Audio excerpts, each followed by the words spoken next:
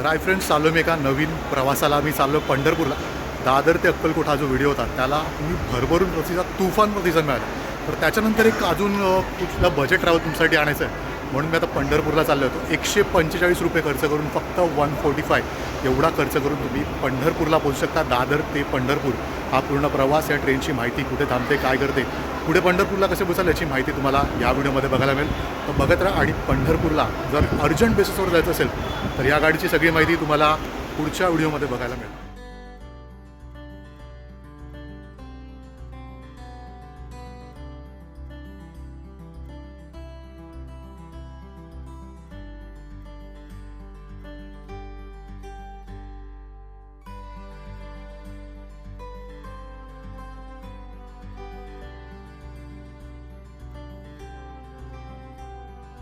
हा दादर स्टेशनच्या बाहेरचा परिसर आहे. प्लॅटफॉर्म नंबर 13ला आपली जी गाडी ती लागते. आणि इथून तुम्हाला दादरचं जे मेन स्टेशन आहे तिथून बाहेर यावं लागतं. आणि बाहेर पडल्यावर समोर तुम्हाला दिसतं आहे दादर टर्मिनस. इथे मोस्टली ज्या बाहेर जाणाऱ्या गाड्या असतात त्या इथे लागतात. तर इथून दादर स्टेशनच्या बाहेर येऊन तुम्हाला दादर टर्मिनसला प्लॅटफॉर्म नंबर 13वर दादर सातारा एक्सप्रेस मिळते. तर हे समोर दिसतं आहे दादर टर्मिनस. आणि इथून आपला प्लॅटफॉर्म नंबर 13ला आपली गाडी लागणार आहे. तर पुढचा प्रवास दाखवतो तुम्हाला. तर बघा.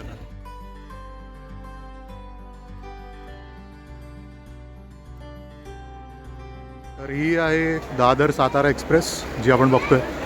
तर या ट्रेनच्या जनरलने मी प्रवास करतो आहे. तर जनरलला दादर स्टेशनला ही गाडी थांबली आणि तुम्ही बघू शकता जनरलला ऑलरेडी इथे लाईन लागलेली आहे. तर तुम्हाला तुमच्याकडे कन्फर्म तिकीट नसेल, जनरलने प्रवास करायचा असेल तर तुम्हाला लवकर यावं लागेल दादरला, जेणेकरून तुम्हाला सीट मिळेल. ते लाईन बघताय तुम्ही, या लाईनमध्ये येऊन उभं राहावं लागेल. जर जितक्या लवकर याल, दादरवरून 11:55चा टायमिंग आहे, पण 10पर्यंत पोचायचा प्रयत्न करा, जेणेकरून तुम्हाला आतमध्ये बसायला जागा मिळेल. तर पुढचा प्रवास बघू आपण आता कसा आहे.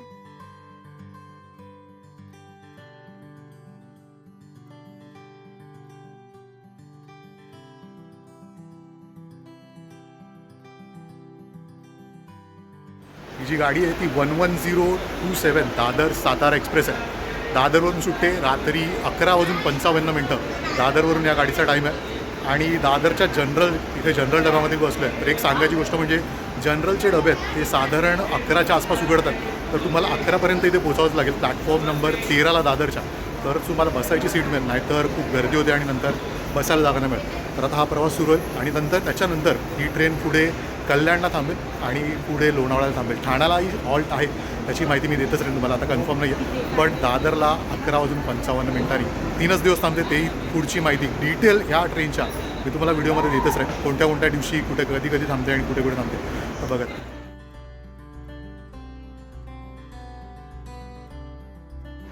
आता जनरलमध्ये काय परिस्थिती आहे ती तुम्हाला एकंदरीत मी दाखवतो.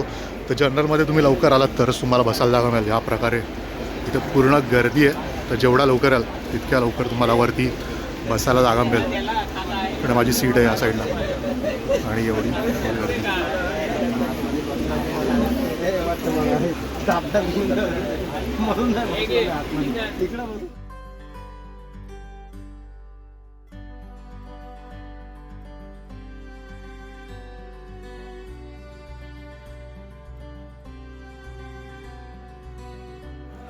सकाळचे 7:30 झाल्यात आणि ट्रेन कुर्डुवाडी स्टेशनला पोहोचले. रात्रीचा प्रवास होता त्याच्यामुळे जास्त शूट नाही करता आलं.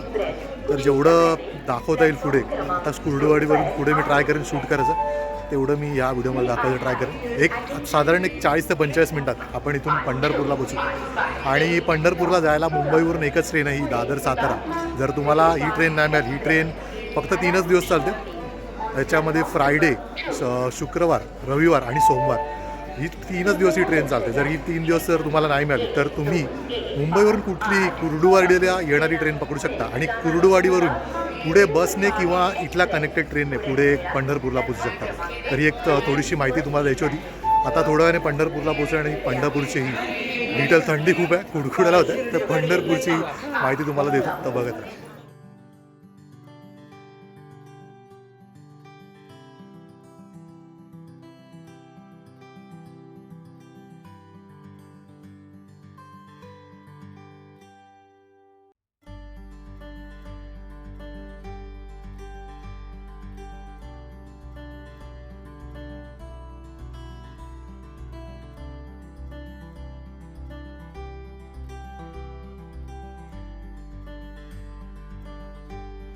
तर अशा प्रकारे साधारण 9:15च्या आसपास मी पंढरपूरला पोचलो आहे.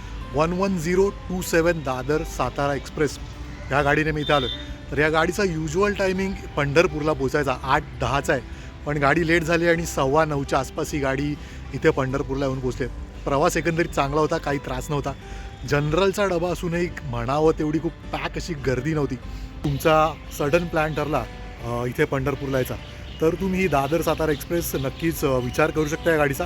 तर ही गाडी 3च दिवस चालते आठवड्यातून, ते म्हणजे शुक्रवार, रविवार आणि सोमवार या 3 दिवशी तुम्ही ही गाडी CSMT छत्रपती शिवाजी महाराज टर्मिनस, त्याच्यानंतर दादर, ठाणे, कल्याण यासारख्या ठिकाणांवरून मुंबईवरून पकडू शकता. तर ही एक माहिती तुमच्यापर्यंत पोचवायची होती. त्याच्यानंतर ही गाडी पुढे लोणावळा, पुणे आणि बऱ्याच अशा ठिकाणी थांबते जिथे तुम्ही तुमचा प्रवासही करू शकता. आणि साधारण एक 8 तासानंतर ही गाडी पंढरपूर स्टेशनला पोचते. आता पंढरपूर स्टेशनचा मी थोडाफार परिसर तुम्हाला दाखवतो आणि इथून पुढे तुम्ही रिक्षा घेऊन, शेअर रिक्षा घेऊन पंढरपूर मंदिरापाशी कसे पोचता याची माहिती तुम्हाला देतो. आणि एंडला तुम्हाला मी सगळं बजेट आणि अजून काही डिटेल्स त्या उरल्या असतील त्याही तुम्हाला सांगतो. तो बघत राहा. तर हे पंढरपूरचं स्टेशन आहे. दादर सातारा एक्सप्रेस इथेच थांबली होती प्लॅटफॉर्म नंबर 1ला. तर प्लॅटफॉर्म नंबर 1ला तुम्ही उतरता आणि इथून इकडे तुम्हाला बाहेर जायचा रस्ता दिसतो आहे. तर इथून तुम्ही बाहेर जाऊ शकता आणि बाहेर तुम्हाला रिक्षा मिळतात, तेही मी तुम्हाला दाखवतो. तर ओव्हरऑल हा पंढरपूर स्टेशन आहे पूर्ण आणि इथे तुम्ही उतरू शकता. इथे सगळं तुम्हाला तिकीट काउंटर वगैरे ते सगळे दिसून येईल आणि गाडीची इन्फॉर्मेशन. तर आता इथून आपण बाहेर जाऊया आणि बाहेर बघूया की रिक्षा कुठे मिळतं आणि शेअर रिक्षा, प्रायव्हेट रिक्षा कसं आहे. तर हा इथून बाहेर जायचा मार्ग आहे आणि त्याच्या पुढे तुम्हाला मी माहिती देत राहतो. तर हे पंढरपूर स्टेशन जिथून मी मगाशी तुम्हाला दाखवलं, इथून मी बाहेर आलो प्लॅटफॉर्मवरून आणि इथून बाहेर आल्यालाच तुम्हाला बघायला मिळतं की भरपूर रिक्षा तिथे शेअर रिक्षा आहेत, प्रायव्हेट रिक्षा आहेत. तर शेअर रिक्षा जवळपास 20 रुपये घेतात, 20 रुपये पर पर्सन, आणि प्रायव्हेट रिक्षा साधारण 100 रुपये घेतात, ते मी कन्फर्म करतो.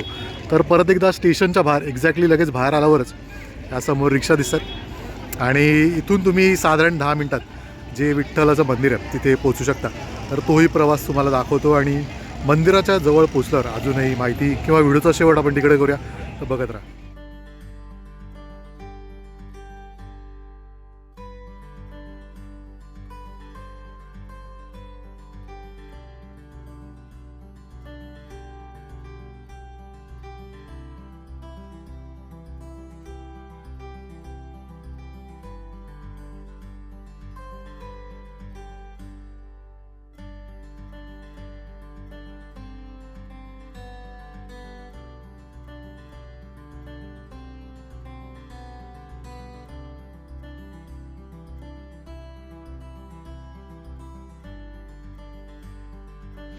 तर हा होता एकंदरीत व्हिडिओ. तुम्ही मुंबईवरून पंढरपूरला फक्त 145 रुपये खर्च करून कसे पोहोचू शकता याची सगळी माहिती होती. मुंबईवरून मी दादर सातारा एक्सप्रेस पकडली, त्याचं जनरल कोचचं तिकीट आहे 145 रुपये आणि 145 रुपये खर्च करून मी पंढरपूर स्टेशनला पोचलो.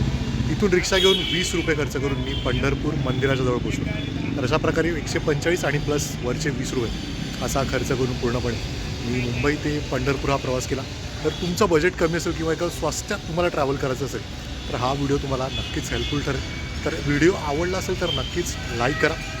यासोबतच तुम्ही मुंबईवरून अक्कलकोटला 155 रुपयात कसे पोहोचू शकता याचा व्हिडिओ अपलोड केला आहे. तर तो व्हिडिओही देखील चॅनलवर नक्की बघा आणि त्याचबरोबर असेच काही नवीन नवीन व्हिडिओज आणि नवनवीन जर्नीज तुमच्यासाठी घेऊन येईपर्यंत बघत राहा एक आपलं मराठी यूट्यूब चॅनल ज्याचं नाव आहे ट्रॅव्हल आणि बरंच काही. तोपर्यंत लिव्ह, लव्ह आणि एक्सप्लोर. Bye, take care.